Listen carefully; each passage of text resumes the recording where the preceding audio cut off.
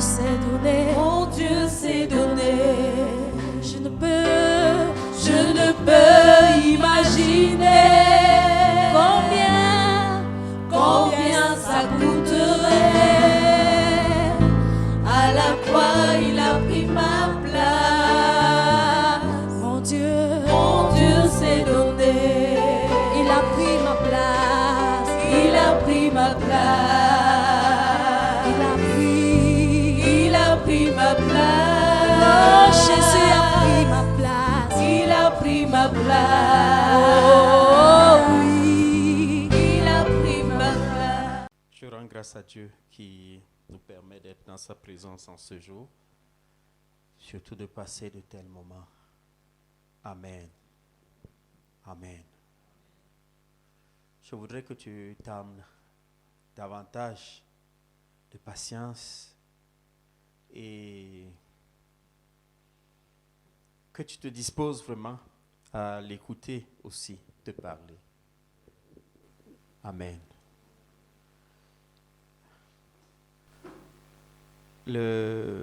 Aujourd'hui, nous voulons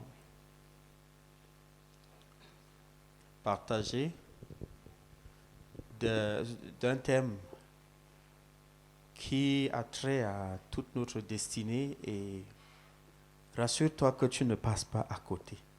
Amen. Je suis sûr que toi, tu ne vas pas passer à côté, mais comme ce n'est pas sûr pour ton voisin, bouscule-le un peu, dis-le, voisin, ne passe pas à côté de ce que Dieu veut faire pour toi. Il faut lui dire ça. Je sais que pour toi, c'est bon, mais rassure-toi aussi que ton voisin, nous sommes une communauté, nous ne devons pas entrer seuls, nous ne devons pas entrer seuls. Amen. Je voudrais tout d'abord rendre grâce à Dieu et renouveler ma gratitude aussi auprès du leadership de ce ministère. Que le Seigneur vous bénisse, qu'il étende vos limites. Et je crois particulièrement que le message de ce jour vous sera adressé aussi en très grande partie. Et déjà, ça a commencé avec les paroles que le Seigneur nous adresse à travers l'homme de Dieu qui m'a précédé. Et surtout ce temps où nous étions dans sa présence à travers des chants. OK? Et aussi saluer chacun d'entre vous au nom de Jésus. Amen. Je veux particulièrement saluer le prof Josué et sa famille. Que le Seigneur vous bénisse. Je peux te parler depuis l'hôtel ici, homme de Dieu. Que arme-toi de courage. Arme-toi de courage. Je crois que tu dois mettre de côté tes propres projets. Laisser le projet de Dieu s'enclencher. Forme. Ce qui brûle en toi, tu ne peux pas quitter de là où tu es avec. Le Seigneur ne va pas te le permettre. Si tu veux quitter, rassure-toi que tu t'es vidé d'abord. Amen. Ma soeur, rassure-toi qu'il s'est vidé avant.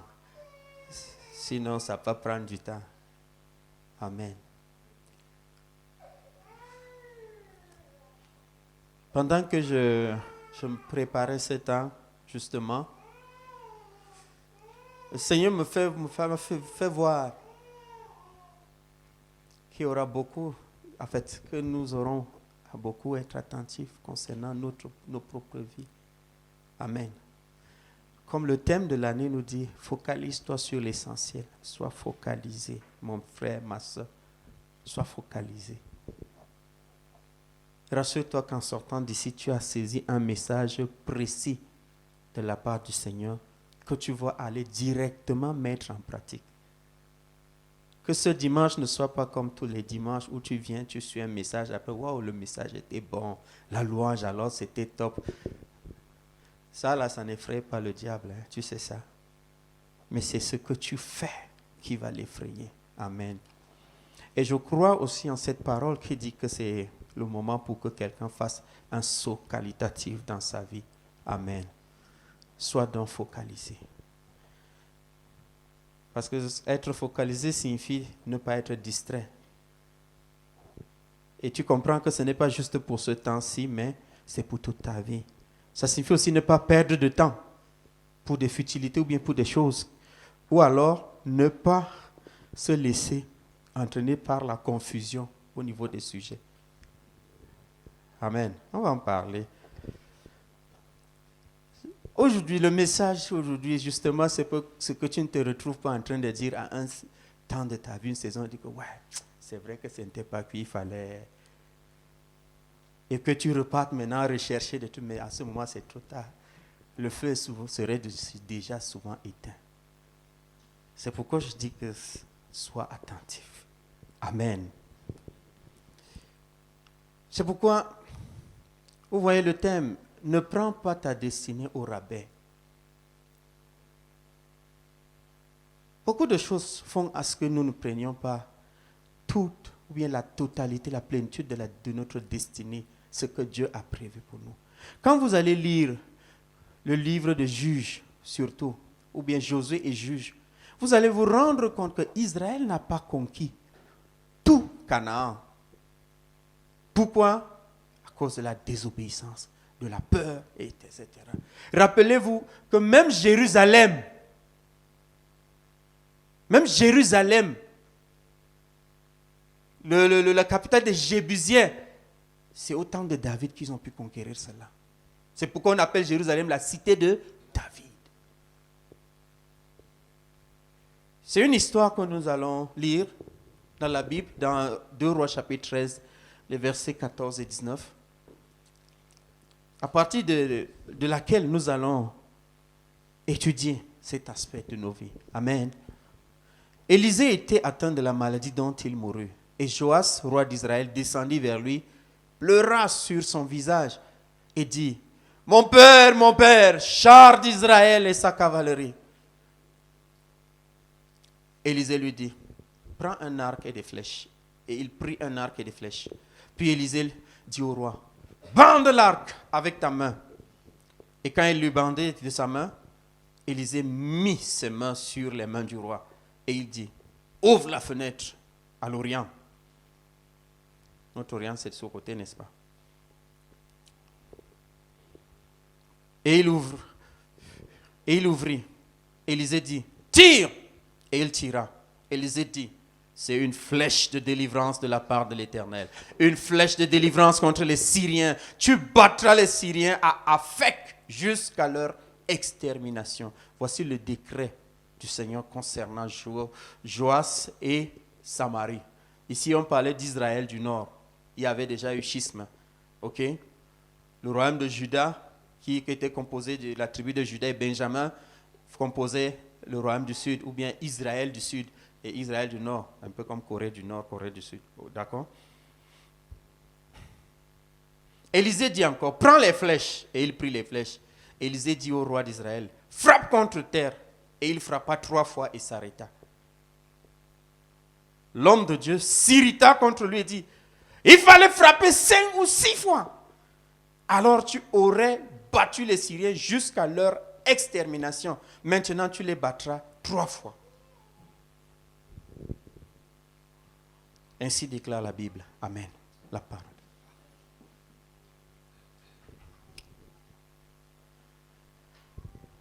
Juste quelques précisions.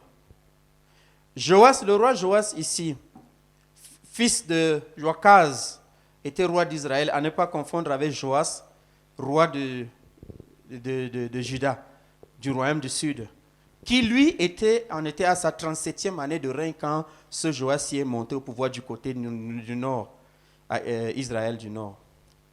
Nous allons lire ça toujours dans le même chapitre, verset 10. Et l'autre chose, c'est que ce roi n'était pas bon aux yeux de l'Éternel. Ce n'était pas un bon roi. Le verset 11 de ce chapitre nous le dit.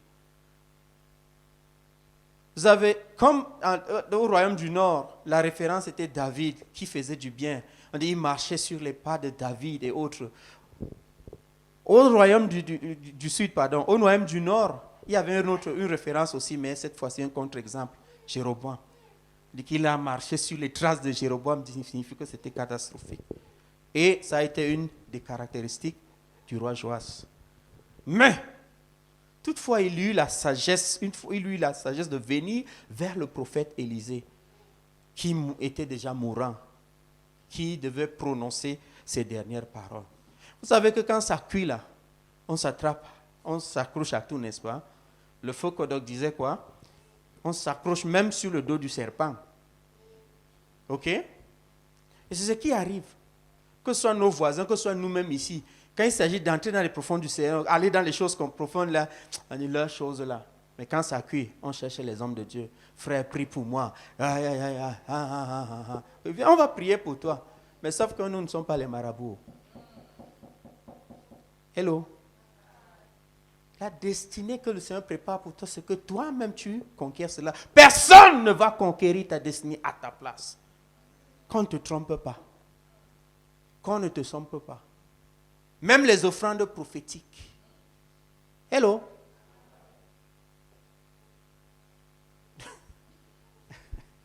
J'ai appuyé sur déranger. Ce n'est pas parce que tu vas beaucoup donner à l'église que ça va changer des choses. Non. Il y a des principes.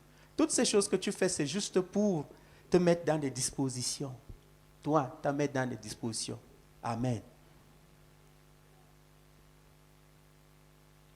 Une chose qui attire mon attention avec ce roi, qui même ne comprenait pas ou alors n'avait pas une bonne vie avec le Seigneur, il élève pour Élisée la complainte que Élisée lui-même avait élevée pour Élie, dans 2 Rois chapitre 2, verset 12. Mon père, char d'Israël, et cavalerie et sa cavalerie. Ça signifie qu'il élevait Élisée au rang de son maître Élie. Il reconnaissait qui était devant lui. Il savait qui était là. Il connaissait le poids, entre guillemets, le poids spirituel de celui qui était devant lui.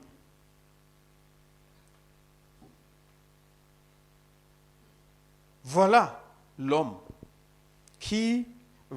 dont la vie va nous enseigner aujourd'hui. Et il était dans une situation difficile parce que justement, l'armée syrienne était là, aux portes. Cette armée va vraiment les déranger pendant beaucoup d'années.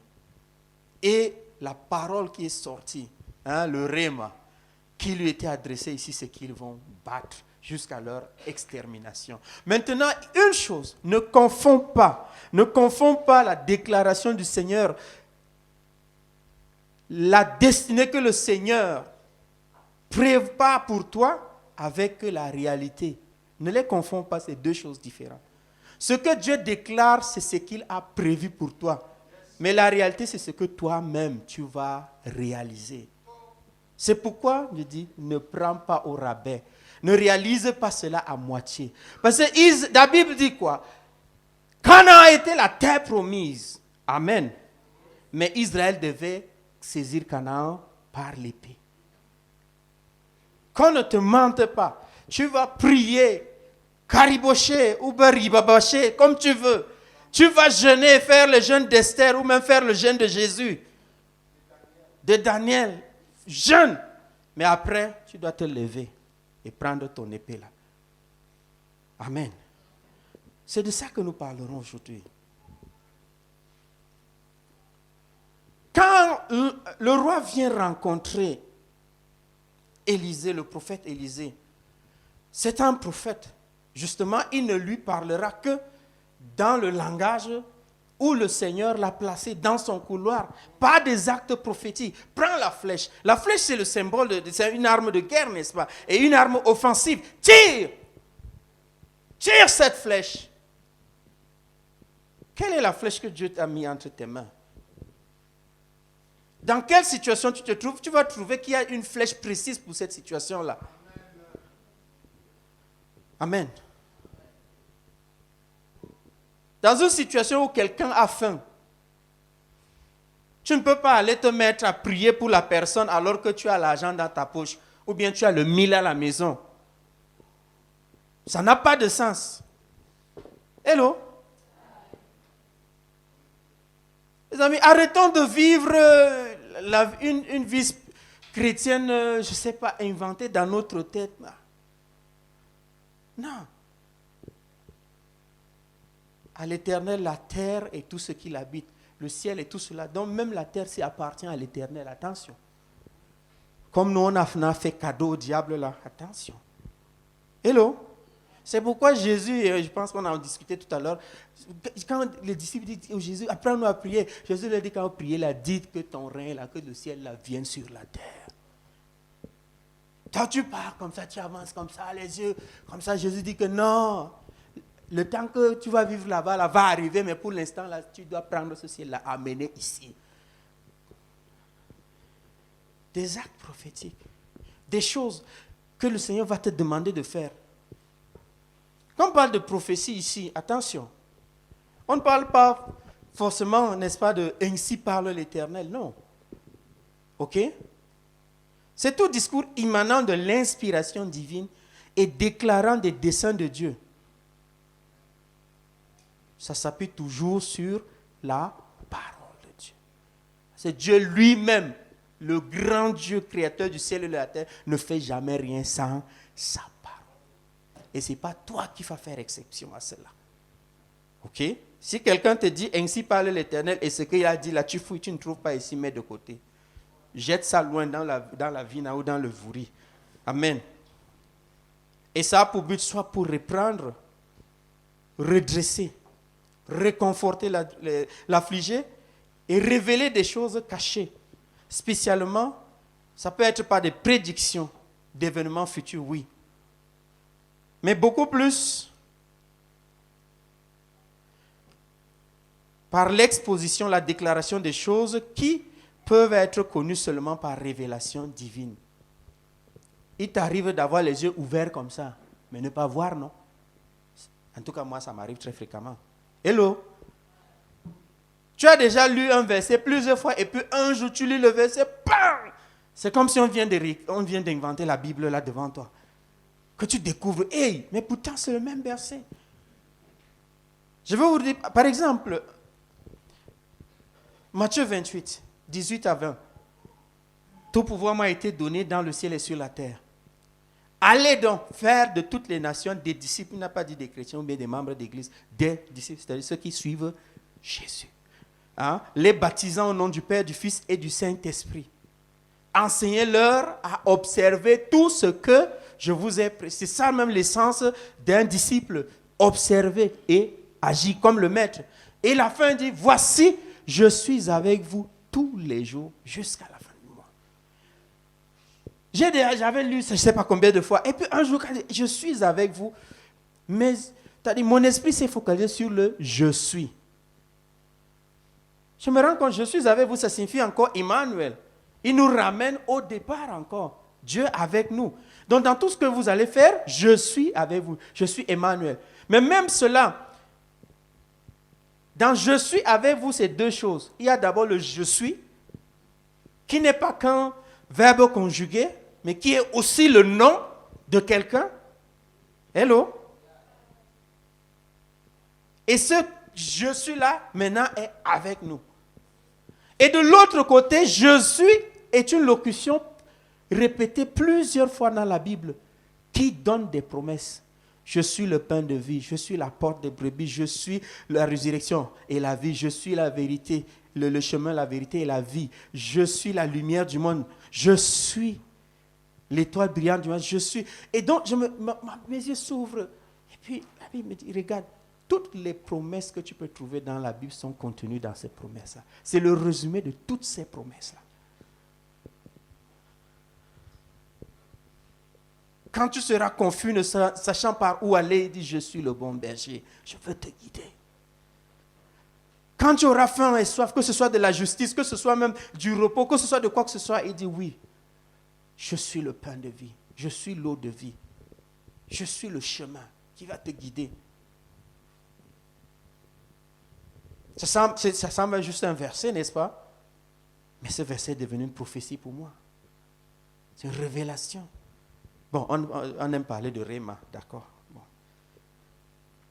Alors, où est-ce que le roi Joas a-t-il négligé la valeur et la portée de l'acte prophétique que l'homme de Dieu posait ici? Il y a beaucoup de facteurs qui attirent notre attention. La première chose, c'est que la prise à la légère et même la compréhension, l'incompréhension de l'importance de l'acte que pose un prophète peut être fatale pour nous. Peut nous limiter.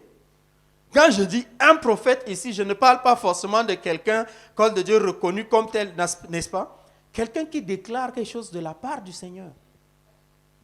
Ça peut être toi-même à cet instant-là, en lisant la parole de Dieu et en découvrant ce que Dieu est en train de te dire. Fais attention, parce que tu peux être en position prophétique, en position de prophète à un certain moment, dans ta propre vie.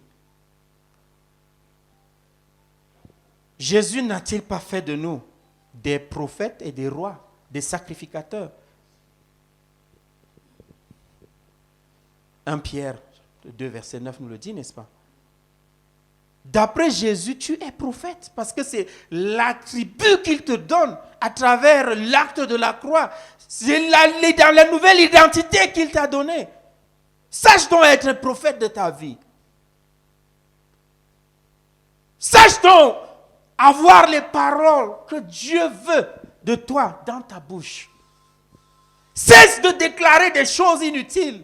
Cesse de déclarer des choses qui vont plutôt nuire à ta vie.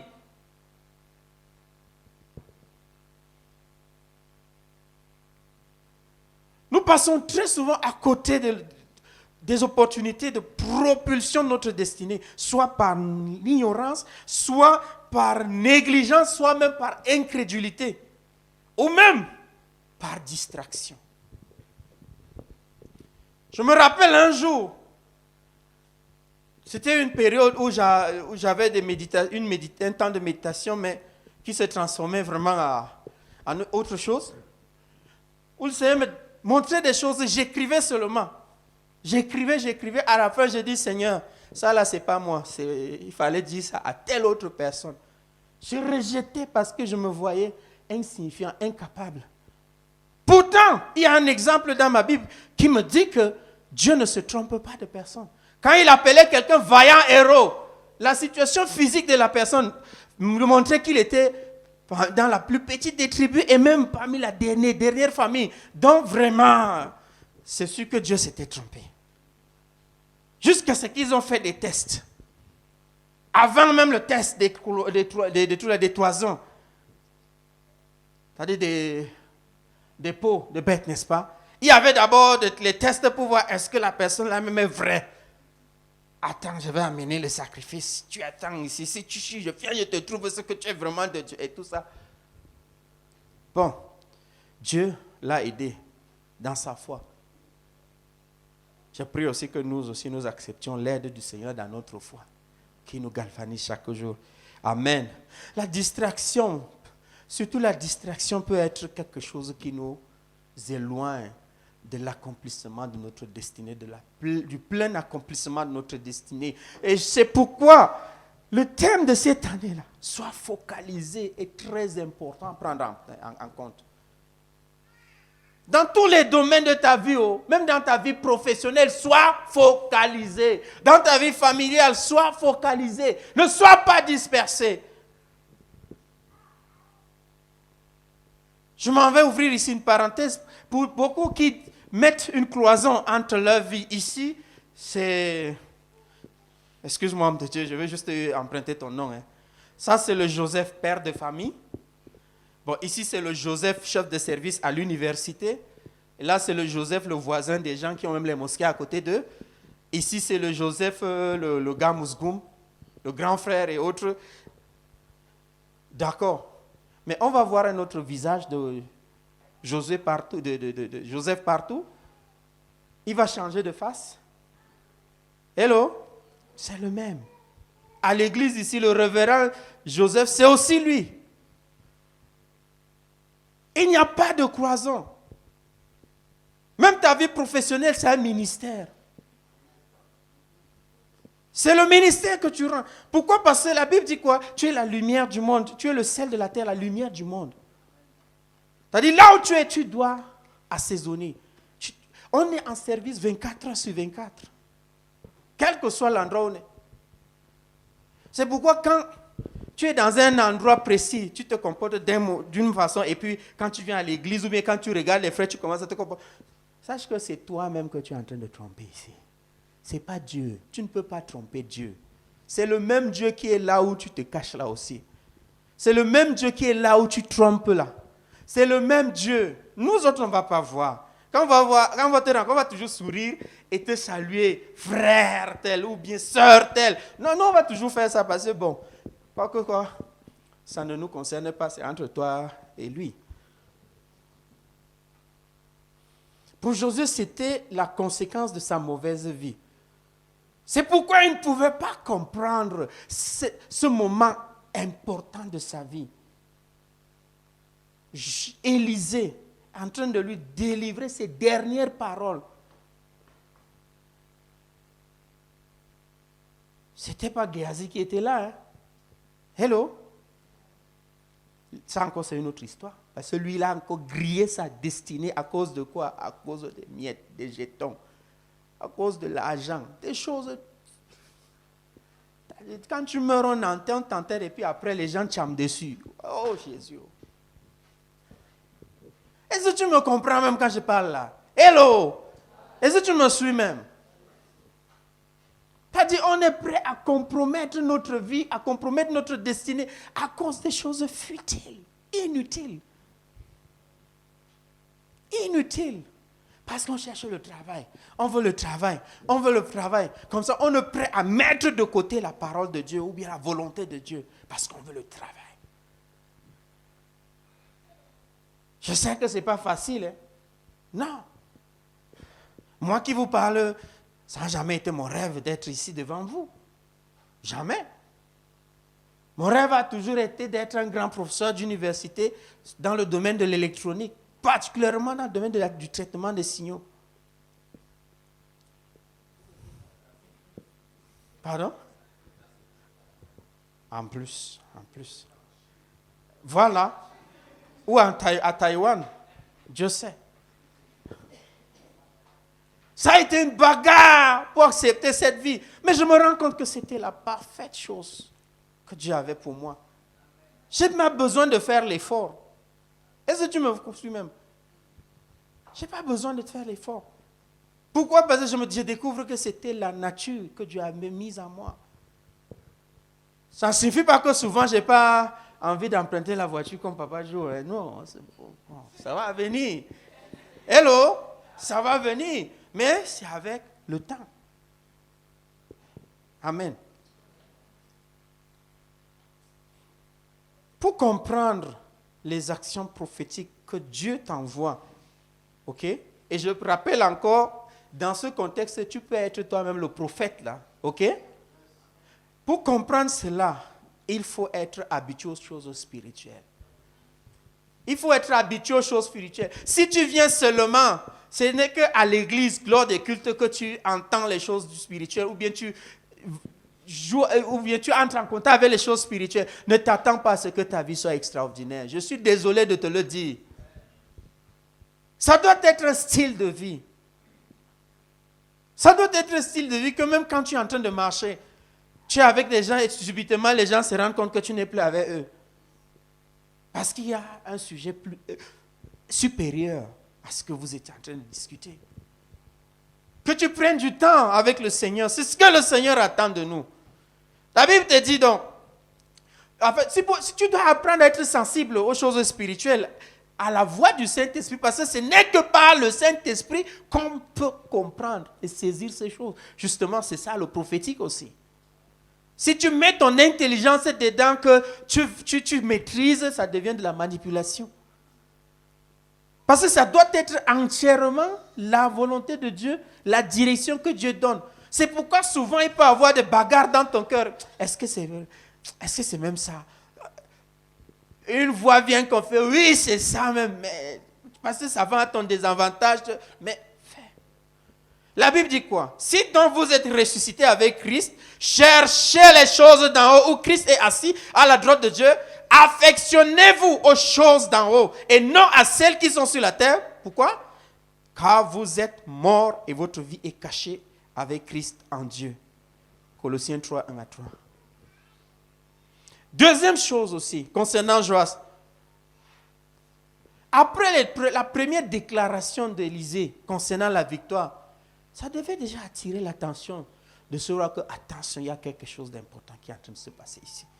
Il devait se focaliser maintenant. Mais toi, malgré le fait que Dieu te donne des signaux, tu fais aussi tout ton effort pour ignorer ces signaux. Tu vas en payer le prix. Cela nous amène à ce que j'ai appelé ici la guerre de la destinée ou bien la guerre des destinées. Parce que quand Dieu a une destinée pour toi, tu as dit un plan pour toi, Monsieur Satan en a aussi un. Hein? Hello? Oui. Ce n'est pas que Dieu qui a les plans pour les gens. Quand la Bible dit quoi? C'est Dieu qui dit que je connais les projets que j'ai sur vous. Ce sont les projets de paix et non de malheur afin de vous donner un avenir et de l'espérance. Jérémie 29, 11. Il y a aussi un autre qui est là. Son projet c'est quoi? Jean dit voilà. Voler, égorger et détruire. Chacun a son projet pour la même personne que tu es. C'est pourquoi tu dois prendre position dans cette guerre-là. C'est toi qui es l'arbitre. C'est toi qui vas donner, qui va désigner le camp qui va gagner. Dieu ne va jamais te forcer à entrer dans son paradis. Jamais. Jamais. C'est pourquoi c'est toi. C'est une guerre. Et pourquoi dans la guerre, la destinée se fait-elle sur le terrain spirituel? Et très souvent même en action prophétique. Je rappelle ici toujours le contexte du mot prophétique que j'utilise ici, ok?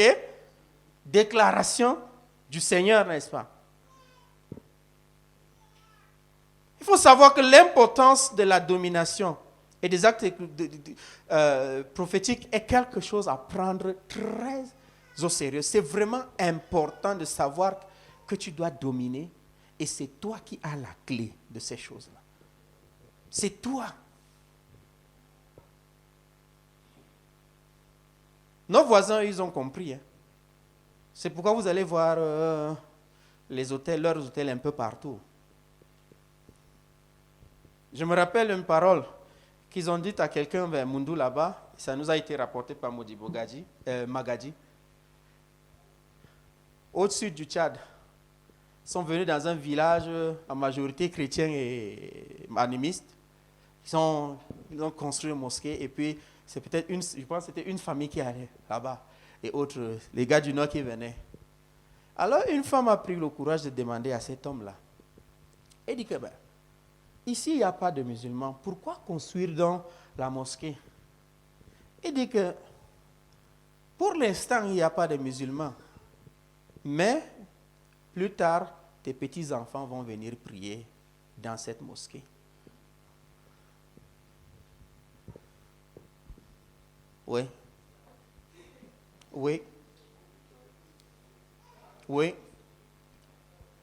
Mes frères, les actes prophétiques et autres ne sont pas que bibliques. Hein?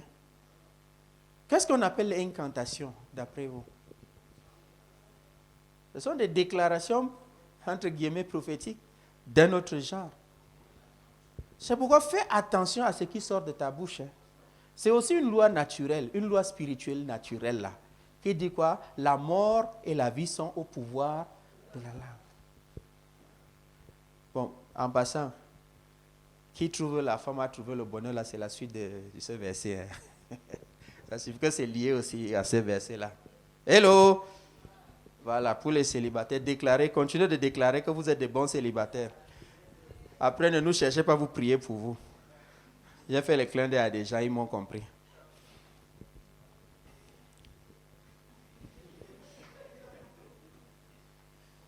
Pourquoi Joas a-t-il raté la bataille prophétique? Pourquoi?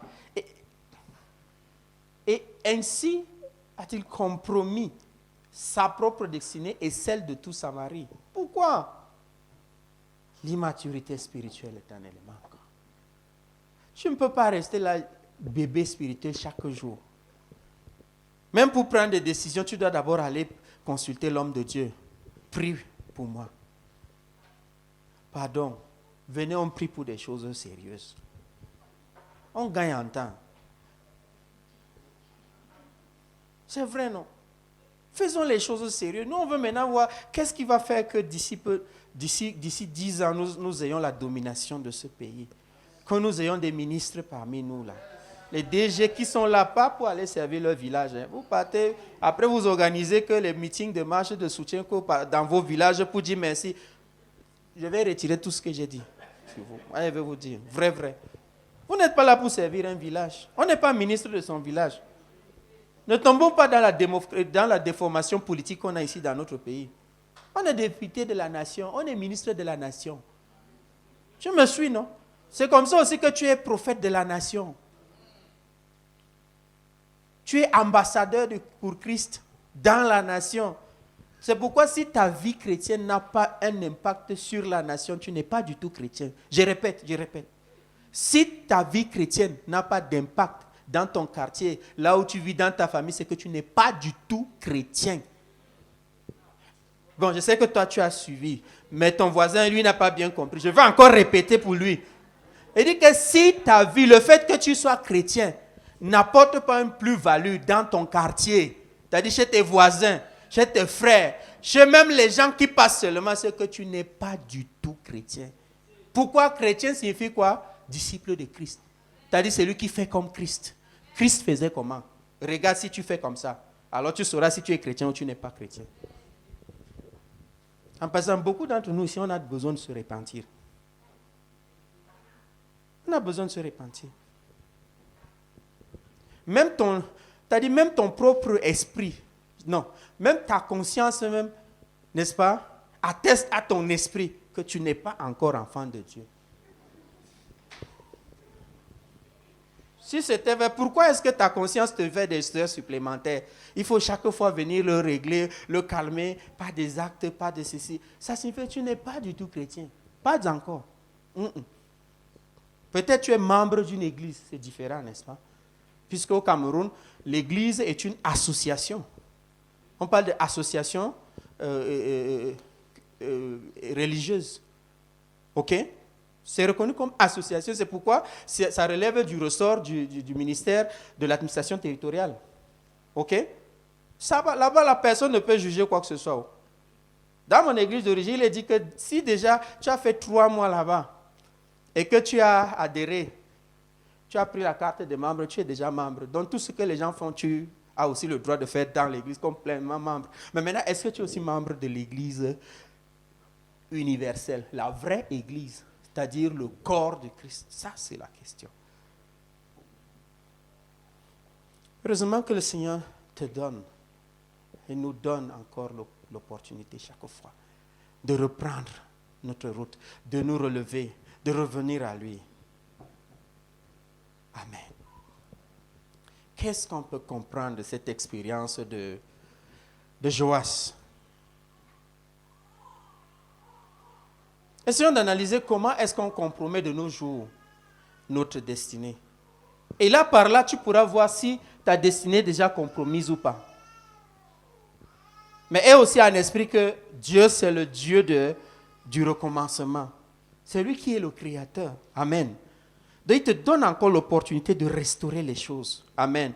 La première chose que j'ai identifiée ici, c'est quoi? C'est que, pas de petits actes, mais lourds de conséquences, nous compromettons très souvent notre destinée. Ce sont des petites choses. Regarde, un petit acte de fornication, soit pour dire que pour prouver à l'autre qu'on l'aime. C'est petit, n'est-ce pas? C'est une affaire de quelques secondes, quelques minutes. Un plaisir de quelques minutes. Mais allez demander au roi David ce que ça lui a coûté. Ça a coûté la division du royaume d'Israël. Ça a coûté la division de sa maison. Il dit que l'épée ne s'éloignera plus jamais de sa maison. Ses propres enfants, ils s'entretuent. Comme pour venger ça aussi, il dresse une tente en plein midi. Et le palais était sur une colline. La Bible dit, tout Israël voyait, il couche avec ses femmes, une après l'autre. Vous ne pouvez pas imaginer, pour un homme, il n'y a pas pire humiliation que quelqu'un passe sur ta couche. C'est pourquoi l'homme est capable de commettre le suicide ou bien de tuer des gens à cause de problèmes d'adultère. Ça semble être un petit acte. Mais ça a sapé. Le grand roi, l'homme selon le cœur de Dieu, regardez maintenant sa famille. Regardez ce qu'est devenu son royaume. Une inattention de juste quelques heures, quelques minutes. Combien d'entre nous ici avons déjà compromis notre destinée? Combien? Combien? Je parle ici, que ce soit par la fornication, que ce soit par des paroles déplacées, que ce soit par des paroles de malédiction, que ce soit par des petits actes. Commence à te repentir maintenant. N'attends même pas qu'on finisse ce culte. N'attends pas. Il est question de ta destinée. Il est question des générations qui dépendent de toi. Il est question des gens qui dépendent de toi. N'accepte pas que ta descendance souffre comme tu as souffert. Parce que tu dois être le David de ta génération. Seigneur, pardonne-nous. Pardonne-nous. Ces choses que nous faisons, Père, de grâce, juste parce que nous avons pris cela à la légère, pardonne-nous. Pardonne-nous. Pardonne-nous, Seigneur. Pardonne-nous. Pardonne-nous.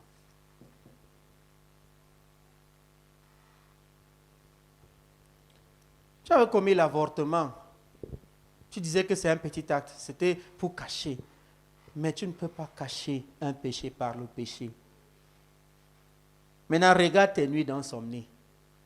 Chaque fois quand tu fermes les yeux, c'est ça qui revient. Tu vas mener toute ta vie sans la paix. C'est le moment de te libérer.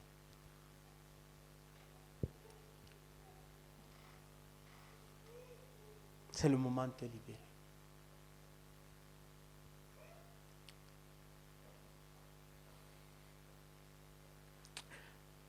Nous sommes ici. Quelqu'un sait qu'il a obtenu son diplôme par tricherie. Tu sais que tu as triché pour avoir cela. Tu es maintenant dans le dilemme. Qu'est-ce qu'il faut faire? Commence d'abord par demander pardon au Seigneur. Il fait grâce. Il fait grâce. Il fait grâce. La preuve, celui qui a succédé à David, c'était Salomon, le fils de Bathsheba avec qui il avait commis l'adultère. Dieu fait grâce. Dieu fait grâce. Il donne un nouveau départ. Seigneur, fais-nous grâce. Fais-nous grâce, Seigneur. Amen. Amen. Amen. Sache que tu peux aussi contribuer à rabaisser ou à stopper ta destinée juste en refusant d'aller au bout de l'école de Dieu. Il y a des gens ici, Dieu les a inscrits dans une école. Ils fuient cette école. Tu sais qu'avec Dieu, tu ne peux pas sauter des classes. Il n'y a pas de délibération. Tu dois valider tout ce qu'il place devant toi parce que ce sont des outils que tu vas utiliser plus tard dans ta vie. Tu ne peux pas aller en guerre. Pour Dieu, tu ne peux pas aller en guerre sans avoir toutes les armes. Pourquoi? Parce qu'au moment venu, au moment d'utiliser ces armes, tu seras désarmé face à l'ennemi. Vous ne passez pas des moments. Vous faites tout, les prières, machin, vous vous rendez compte que ça ne change pas. Machin. Pardon, ne cherchez pas loin. Demandez, Seigneur, qu'est-ce que je dois, qu'est-ce que tu veux m'enseigner ici? Parce qu'avec Dieu, si tu ne t'entraînes pas, c'est pourquoi la Bible, Paul particulièrement, il compare la vie chrétienne au combat, au combat des militaires, à être militaire, ou bien souvent même à la boxe. La victoire ne se remporte pas le jour du combat, non. Le jour du combat, c'est juste le jour où cela est dévoilé aux yeux des gens. Ce n'est pas la Coupe du Monde dernier que Messi a remporté. Non, c'était dans les entraînements avec ses coéquipiers. Et c'est ce que Dieu veut faire avec toi. Il te met dans des situations difficiles. Pas parce qu'il ne t'aime pas. Au contraire, c'est même parce qu'il t'aime qu'il veut que tu aies la force pour faire face à ces situations. Pour que tu ne baisses pas les bras, que tu ne fuis pas devant l'ennemi. Et il va prendre son temps pour que tu acquières cette capacité. C'est pourquoi, avec Israël, il a refusé que Israël prenne le chemin de 11 jours vers Canaan. Pasteur, ce ne sera jamais 11 jours. Ce ne sera jamais 11 jours. Je te parle devant l'assemblée, ce ne sera jamais 11 jours. étape par étape, ce sera long. Ce sera long. Mais sache que c'est toi qui vas soit raccourcir ce temps, soit prolonger encore. Parce que Dieu, il va marcher à ton rythme. Tu n'as pas compris? Il dit que non, on va répéter cela. Il n'a pas compris peut-être avec les Amalécites. Ok, allons maintenant avec Mara, là où c'est amer. Il n'a pas compris ça. Ok, allons maintenant là où il y a la faim. Allons maintenant, etc. Jusqu'à. Pourquoi? Parce qu'au bout de compte, quand on aura traversé Gilgal, la Bible dit quoi? La réputation même seulement faisait trembler tout le monde. Au point où Jéricho s'est barricadé. Imaginez quand les historiens te disent que les murs de Jéricho sont tombés, on ne comprend pas ce qu'on est en train de dire. Les historiens disent quoi? Quand dans les fouilles archéologiques, ces murs-là, c'était tellement épais. Au point où 2 chevaux pouvaient rouler côte à côte, 3 mètres d'épaisseur. Vous croyez que quelle armée pouvait enlever ça? Autant il n'y avait pas les bombes on appelle quoi? C'est Satan 2 de l'autre de Poutine là. Non, ça n'existait pas autant là. C'était avec l'épée, les flèches, les lances. C'était tout. Vas-y, classe par classe. Tu comprends, n'est-ce pas? Il y a beaucoup de choses que tu vas plutôt trouver ici. Ici, là. Ça va te trouver ici. Ne cherche pas certaines choses, ça va te trouver ici. Il y en a que tu dois aller chercher. Dieu va te les indiquer. Mais il y en a d'autres là. Souvent, tu n'es même pas au courant. Poup, ça va venir te trouver. Mais ça va aller. Amen. Alléluia. 3e chose, le mépris de l'autorité paternelle. Ça peut retarder. Écoute, il y a certaines choses que Dieu ne va te donner qu'à travers des pères. Ne méprise pas ton père, même s'il est païen. Je parle d'abord du père naturel. Et je veux aussi parler du père spirituel. Ne les méprise pas. Même s'il est païen, même s'il est à gauche, même s'il est toujours dans l'erreur, même si c'est un ivrogne, c'est un alcoolique. Oui, ce n'était pas un hasard que tu sois passé par lui pour venir dans le monde. Il détient une partie de ta destinée. Sinon, tu ne serais pas passé par lui. Dieu te ferait passer par le prophète, je ne sais pas qui pourrait naître. Non. Écoute. Honore.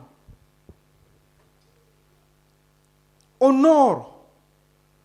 Ne refuse pas. Écoute, tu ne peux pas avancer, aller très loin sans avoir une autorité sur toi. Écoute, imaginez maintenant que vous avez un véhicule, une moto, une voiture, je ne sais pas quoi. Ça a la vitesse, ça a l'accélérateur, mais ça n'a pas de frein. Tu vas accepter de monter dans la voiture là? Il faut des gens qui jouent le rôle de frein. C'est ça qui te permet d'aborder les virages. C'est ça qui te permet d'aborder les virages. Pourquoi souvent quand ça commence à dégringoler, allez à la falaise, là, vous voyez. S'il n'y a pas de frein, c'est le ravin. Et souvent, on n'est pas récupéré. Et rappelez-vous, regardez, quand le diable tente Jésus, il le tente 3 fois, sur 3 domaines différents de la vie. Premièrement, il le tente sur le pain quotidien, c'est-à-dire les problèmes, les choses existentielles. Je n'ai pas ceci, je n'ai pas de chaussures, je n'ai pas à manger, je ne sais pas où je vais dormir, machin. Tu vas passer par ces moments-là de ta vie. C'est une étape. Deuxième chose, il le tente par des conceptions.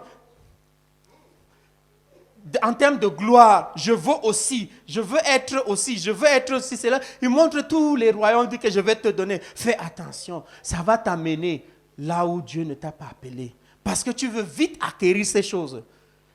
Quelle est cette génération où quelqu'un, à peine il commence à travailler, qui doit aussi sortir des villas. Maintenant, villas, même c'est dépassant, c'est duplex.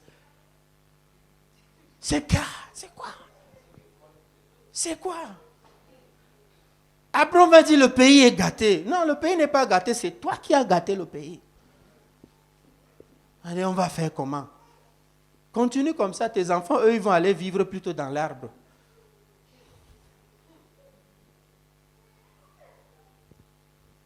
Troisième type de tentation, c'est maintenant les choses spirituelles. Et c'est c'est-à-dire la tentation la plus subtile. Les doctrines et autres. Il l'amène où? C'est dans le temple, dans l'église même, dans ta propre Bible. Tu as dit que la Bible a dit que. alors que c'est une déformation. Il lui cite même un verset du psaume 91.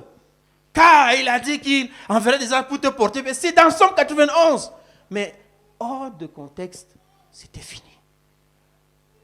Même dans la Bible, même quand tu dis la Bible, c'est Paul qui dit aux Romains, chapitre 16, verset 19. Votre obéissance est connue de tous. Ça, c'est une louange. Mais il dit que, mais soyez sages en ce qui concerne le bien et purs en ce qui concerne le mal. Très attention. Excusez-moi, c'est peut-être long, mais je vais vider ce que Dieu a mis à mon cœur. Hello? Ou bien vous voulez vous arrêter à 3 flèches et puis on rentre? Allô? N'est-ce pas? Tu me comprends? Si, la Bible dit quoi? C'est Jésus qui dit, si on a fait ça au bois vert, qu'en est-il du bois sec comme toi, moi, là, le cocougnouf comme ça, là? Tu crois que c'est toi et moi dont Satan aura peur? S'il n'a pas peur d'aller trouver Jésus, tu vas aussi passer par ces 3 étapes, là, ces 3 temps-là. Des moments où, homme de Dieu, où le ministère est tout sauf ce que tu voudrais comprendre. Tu n'arrives à rien comprendre. Ça fait partie des temps de formation, ça fait partie des temps de flèches à tirer. Ça fait partie des temps de flèches à tirer. Donc, bro, n'abandonne pas. Continue de lâcher les flèches. Continue. C'est juste une saison.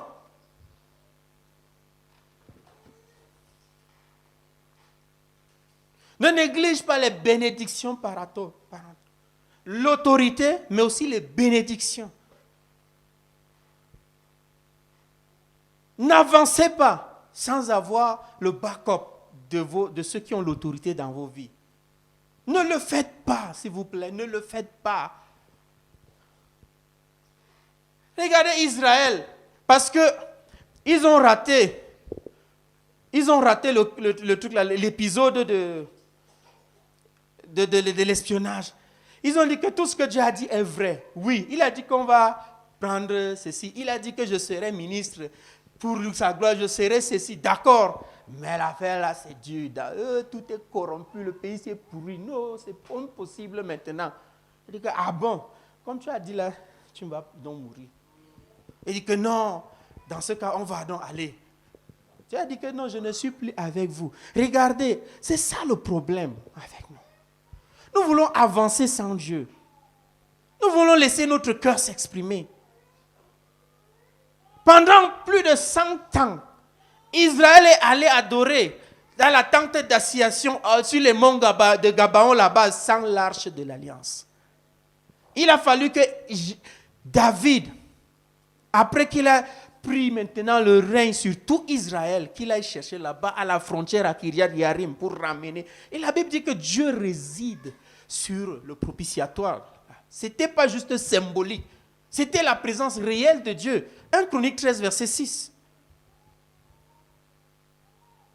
N'avance pas sans avoir le backup de tes pères. Et le tout premier de tes pères, c'est ton Père qui est aux cieux. Ne fais pas l'erreur. Ne fais jamais rien sans lui. C'est pourquoi il dit, je suis avec toi tous les jours. Même quand tu dois prendre la décision quant au concours que tu dois présenter, tu as la conviction que tu dois faire un concours. Ne va pas sans lui. Est-ce que c'est d'abord même le concours où il t'appelle? Il ne t'appelle pas comme cultivateur.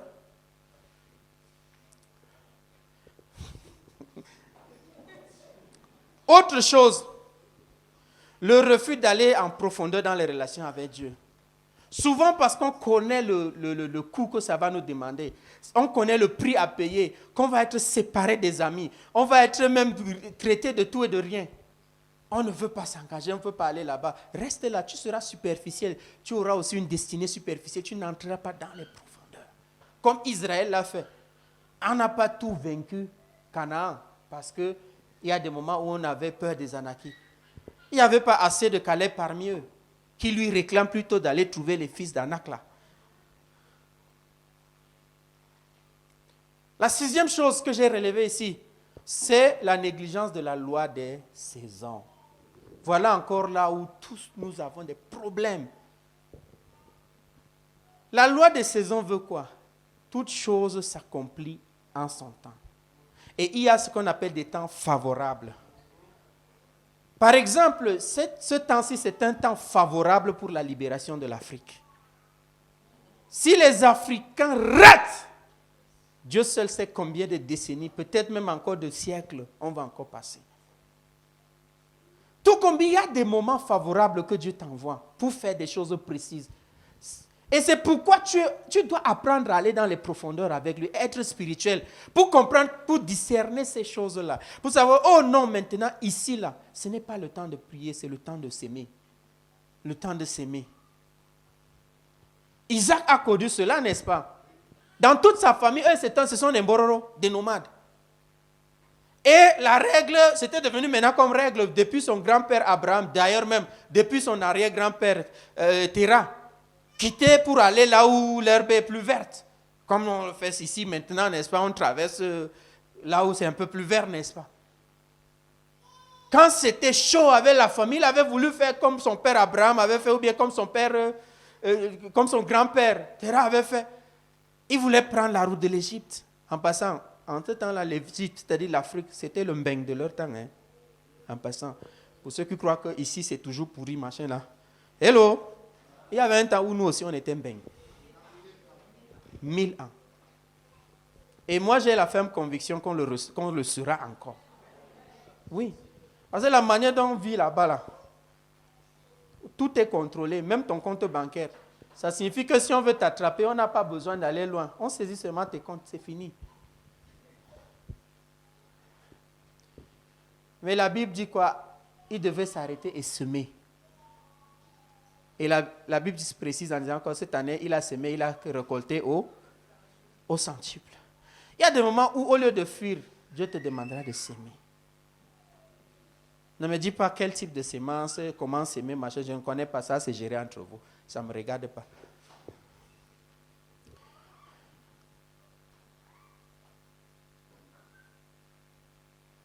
Bâtis ta relation avec le Seigneur. Pour ne pas passer à côté des saisons de faveur et rater ça comme Joas a raté ici. Septième chose que j'ai remarqué aussi, le manque d'attention à la voix du Saint-Esprit. C'est pourquoi on revient encore, habitue-toi à sa voix. Entre dans les profondeurs spirituelles. Parce qu'il ne faut pas prier au moment d'agir. Il y a des moments où il faut louer, toi tu veux plutôt prêcher.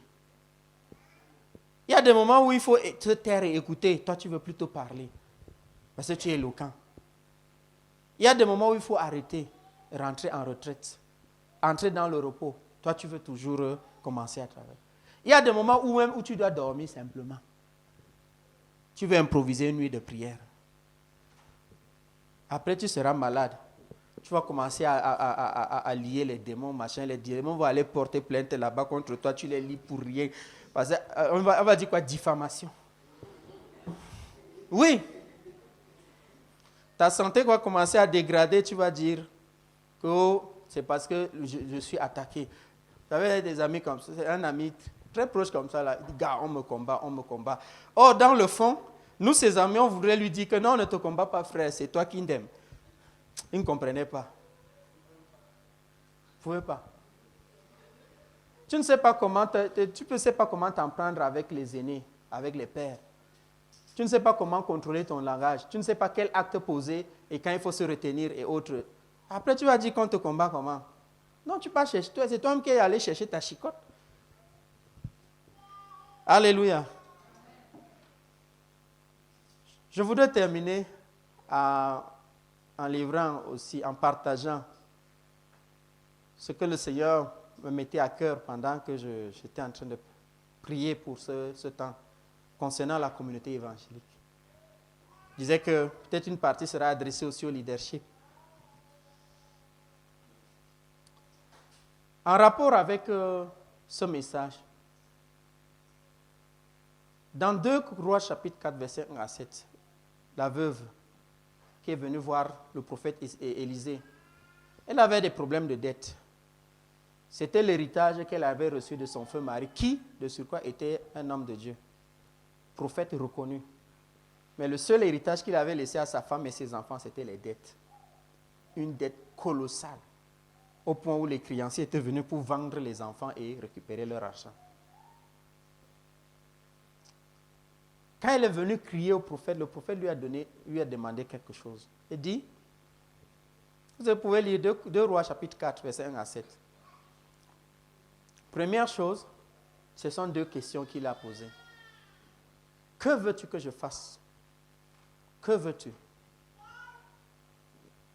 Souvent, Dieu veut entendre confesser la chose de ta propre bouche aussi. Et même à Bartimée, il lui a posé la question, que veux-tu? C'est pourquoi c'est important de comprendre quelle est la destinée que Dieu a préparée pour moi. Parce qu'il y a des moments où il va te demander, si tu n'as-tu dit autre chose, bon d'accord. Ça me rappelle une bande dessinée. On montre comment l'avion a fait le crash en l'air et puis un a sauté, mais son parachute ne s'ouvrait pas. Alors il a demandé, Seigneur, il dit que ton ange vienne me sauver. Et puis un ange est venu le porter. Après l'ange lui pose la question, au fait, tu as appelé quel ange exactement? Il a dit l'ange Gabriel. Et puis il l'a lâché, il est parti.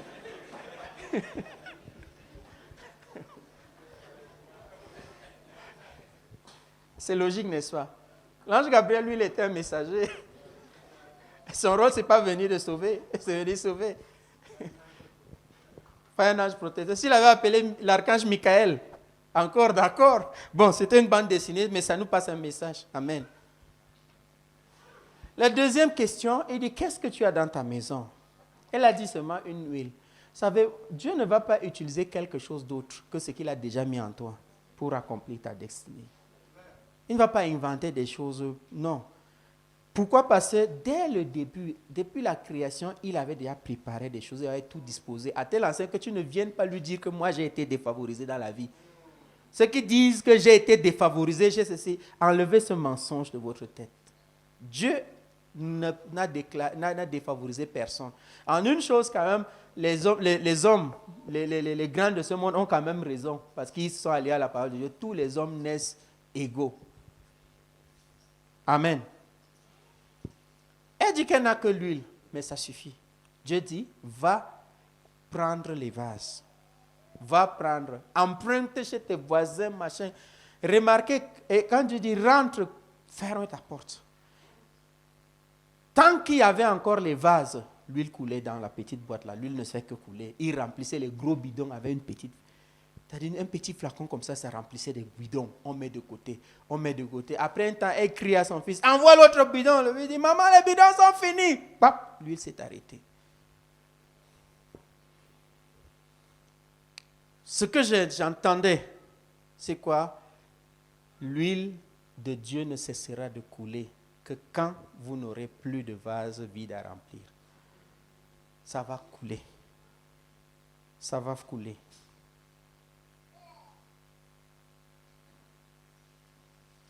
En ce moment, pour la communauté évangélique, se focaliser sur l'essentiel, c'est apprêter les vases pour que Dieu les remplisse de son huile intarissable.